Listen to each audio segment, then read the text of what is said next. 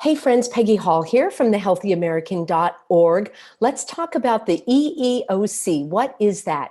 It's in the news because this is the government agency that has to do with your equal employment rights. You have the right to not be discriminated against in the workplace. It's a very interesting website to go to when you go to the EEOC because you can see the kinds of companies that are being held responsible for the discrimination that they are perpetrating upon their employers. And it's very important when we're talking about our health status. So I want to break that down for you. And I also want to show you where you can get additional resources. I want to talk to you about the EEOC. That is the federal agency that has the responsibility to prevent you from being discriminated against at work. And that is on the minds of so many people I know because you guys are emailing me at thehealthyamerican.org.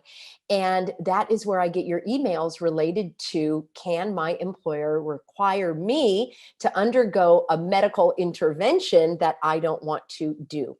That is the question, and I have the answer. And I've done videos on this for the past year. I actually have a webinar called Your Employee Rights. And I want to share that with you real quick because I would like you to see exactly where you can get more info, but I want to cover some of that info with you right now. So if you do want to go deeper and have me help you step by step, there is a class called the Employee Rights Seminar, and you can go to Get Help on the website, and then you scroll down to employee rights. And this is something that you can register and register for. I filmed it around Christmas, but it is up to date because all of the information I just double checked. This is a 2-hour and 15-minute deep dive into all of your rights as an employee. I have information for you here, how you can request your religious exemption, a medical exemption, all of the information, and what harassment is, what discrimination is, what retaliation is. Some of you are getting retaliated against after you have asked for your legal and lawful exemption, and then you get retaliated against. There is also a remedy for that. So what I want to share with you, so this is something if you do want to go deeper, but I want to share the highlights with you right now. So I'm going to go to the EEOC, and that is Equal Employment Opportunity Commission. This is a federal agency. You have a state agency that also handles this. And I'm going to show you what the California state agency looks like. And you can also get that from your own state.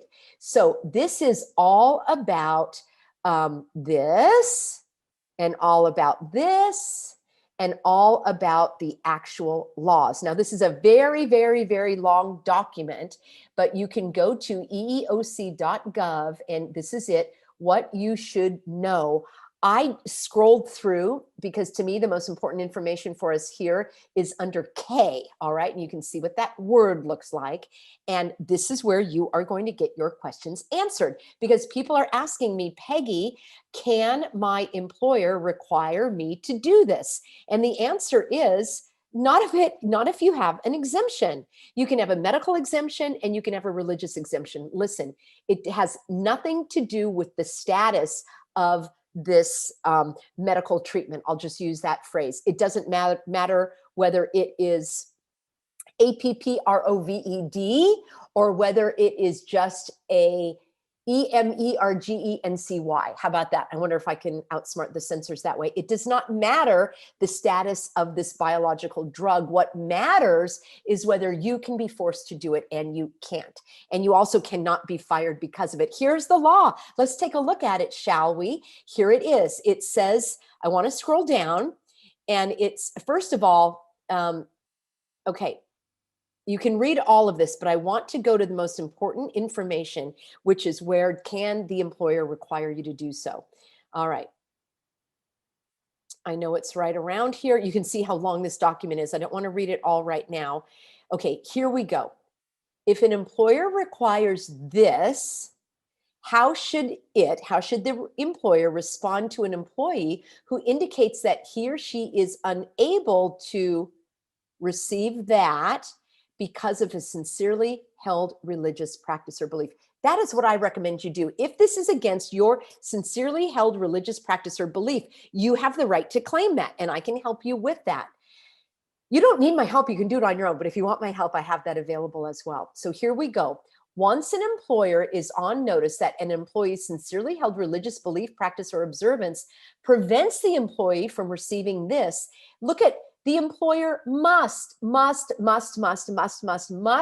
provide reasonable accommodation. Period. Are you with me? They cannot force you to do a medical intervention against your will. Can they require that you get morphine? Can they require that you snort cocaine? Can they require that you become sterilized and give a kidney? They can't require any of this. Don't fall for it, you guys. Don't fall for it. I know the headlines are going to tell you otherwise. This isn't the headline. This is the real deal. Look at this. The employer must provide a reasonable accommodation unless it would pose an undue hardship. They can't just say it's an undue hardship. The courts have defined undue hardship as having more than a de minimis cost or burden. De minimis means minimal. They can't just say, no, you might make other people sick. No, they can't say that. There's no proof of that. They have to prove it. They can't just say it. They can't do it as a generalization.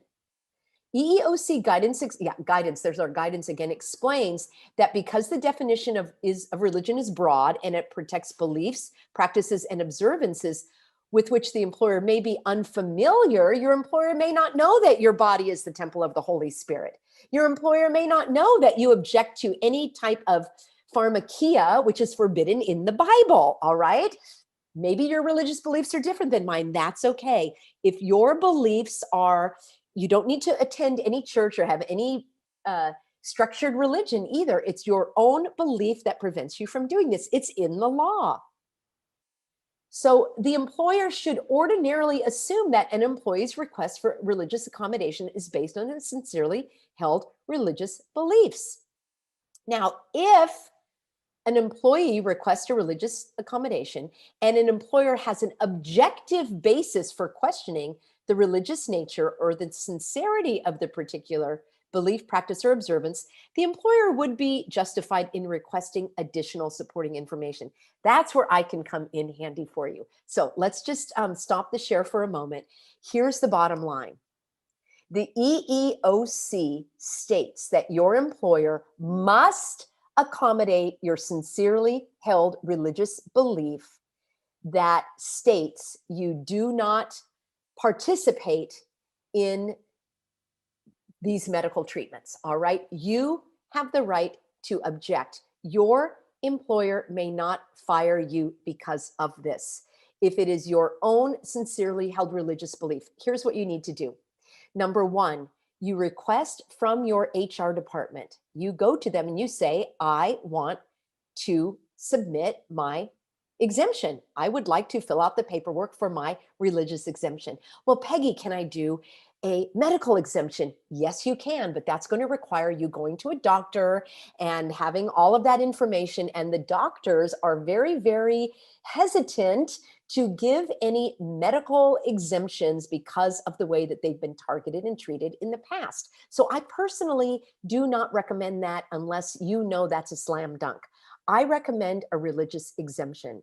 You do not need to prove that you've attended any church for any period of time or that you are a part of any structured religion. It can be your own sincerely held religious belief. This is what the law states. Now, you can't just show up at work one day and say, no, it's against my religion. You still have to go through the proper channels. You still need to request this in writing from your HR department. And if you work with just you and a couple of other people, or it's just a small business owner in a shop somewhere, they probably do not know the law, and they are required in the state of California, if they have 5 or more employees, they must abide by these laws. It may be different in your state. For the federal government, it's 15 employees or more, and they must abide by these laws. Nonetheless, they still cannot discriminate against you. So you ask or you request for your religious exemption through your HR department. They probably will deny it. How do I know that? Because I've gotten many of you telling me that they wanted to hem and haw and tell you that it couldn't be done. And then they wanted you to do other kinds of things, which is, kind of ridiculous in my mind. You have the right to your religious views, and they may not be trampled on.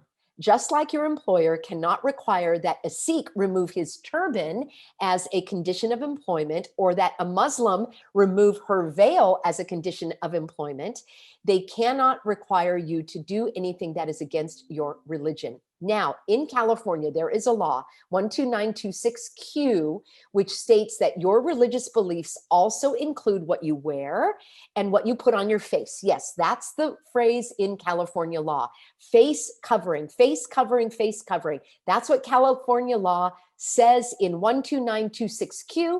My religion says that I don't do a face covering and I am protected, although everybody is violating that law, left, right, and center, including the public servants, including my own city. And I am suing all of them for that religious persecution. And I hope you will join me. I'll do another video on that coming up shortly, as soon as those lawsuits are filed. I've been working on it. You have to do something called a notice of claim and put them on notice, and then you have to try to work out an agreement, blah, blah, blah, blah, blah. They continue to persistently persecute me for my Christian religious beliefs, and I'm not going to stand for it, and I want to support you. So that's the next thing that I want to show you. Even though you do not really have to provide anything, the law does say that if your employer is skeptical about your beliefs, that your employer could ask you for additional supporting information. I'm going to show you that in just a minute. What happens if your employer cannot give an exemption or provide a reasonable accommodation because either of a disability, right, your medical condition, or a sincerely held religious belief? It does say that the employer can exclude you from the workplace. So the employer could say that you can't come to work because you've got cooties, and your cooties, I guess they ran out of cootie spray. So if you don't know what I'm talking about, that was like in 4th grade. Yeah, in 4th grade, we thought people had cooties. Then we grew up and we learned that people don't have cooties. It does say that the employer may not automatically terminate you. No, they can't just fire you. They can't fire you. If they do, it's illegal and you need to sue them. I don't have an attorney for that. Don't ask me. Please don't email me for that. I just have to reply to you and say, no, I don't. So they can give you an accommodation. So an accommodation would be that you would work from home, that you would work different hours, that you would be in a different position. They may not demote you. They may not change your rate of pay. They may not do anything that looks like it's retaliation or coercion or harassment or intimidation. They can't make you sit in a corner, like with a big flag, like they do at Trader Joe's, they used to do with the cart. They can't do that. That's absolutely against the law. And I know there's a lot of lawbreakers. And many of you say, Peggy, they still are not accommodating you. I know that's because they're criminals, and criminals break the law. And that's why we have prisons and judges and courts, because these are criminals, and criminals belong behind bars. And one of these days they will be behind bars. But that doesn't mean that you give up. You keep fighting. And I want to show you how I can help you do that. So let me share again. And I'm going to go to thehealthyamerican.org. Remember, the best thing is to take this class, because I go through all of your rights, and it talks about your medical rights, your religious freedom rights. And we go through all of this in great detail for over 2 hours. If you want to learn more, please go there. If you just want, Peggy, I don't have time for that, just tell me what to do. You want to go to religious freedom and do your letter for religious exemption. Listen, I have a video here that explains what the letter does, what the letter doesn't do. It is not a golden key. It's not, any kind of, special document that is going to guarantee success. But I have had people tell me that they did use it successfully, but it is not guaranteed. This is what you get. You will get an attestation of faith. This is an educational letter that is emailed to you to inform the recipient of the laws that protect your constitutionally guaranteed right to religious expression from a Christian perspective. My husband is a pastor. If you write and you fill out this information and you tell us that you have these Christian beliefs, he will attest to that. He will confirm and affirm that what you are saying is your religious beliefs. And that letter is signed by him from True Hope Ministry. And they actually, your employer really doesn't even need to have that letter. We are going above and beyond what is required. We also give you a letter that you can modify or adapt to your own needs, written as if it's written from you. So we help you craft that letter with the information saying that you are not a direct threat, that they cannot discriminate against you. It's a 2-page letter that has all the information written as though it's from your perspective. You can give us the information that you would like us to customize for you. And then we also give you a multi-page EEOC document.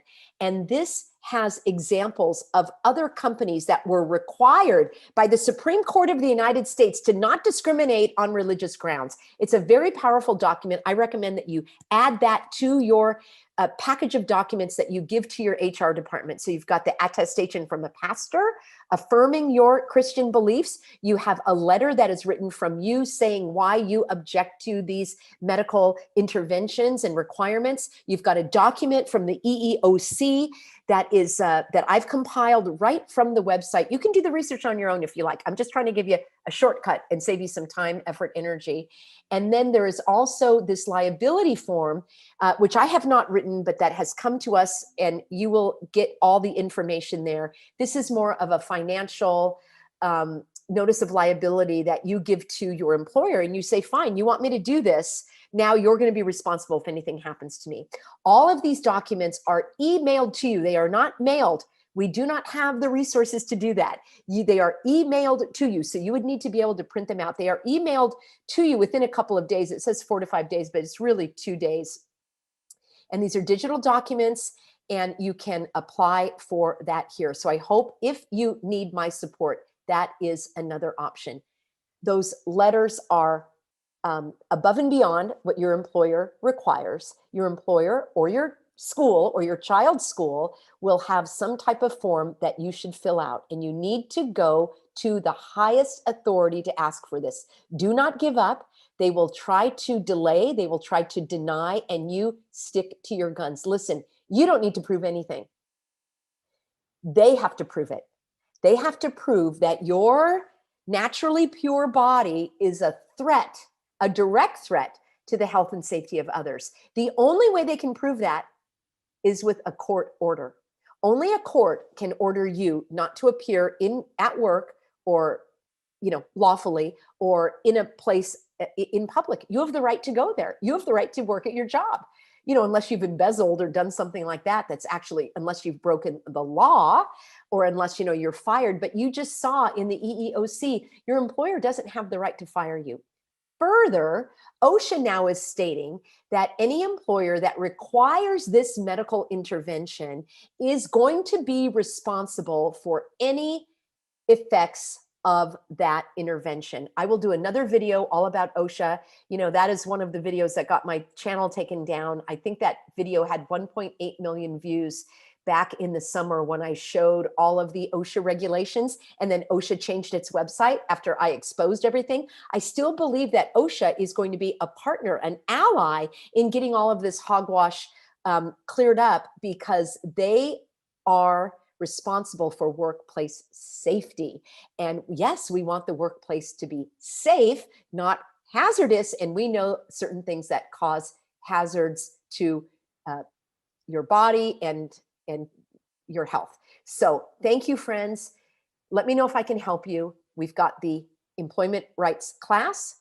We've got the religious exemption letters. If you don't want to invest in that, we've got all sorts of free stuff, thousands of hours of research I've done for this to create this information, these documents, these videos.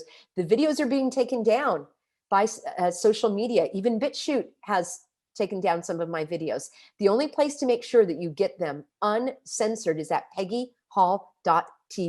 I'm doing all I can to keep the ship afloat. I am going full steam ahead, life, liberty, truth, and justice. And of course, we are here at the Healthy American because we are healthy in mind, body, and spirit. Thank you, everybody. Join me at one of those places. I look forward to seeing you soon.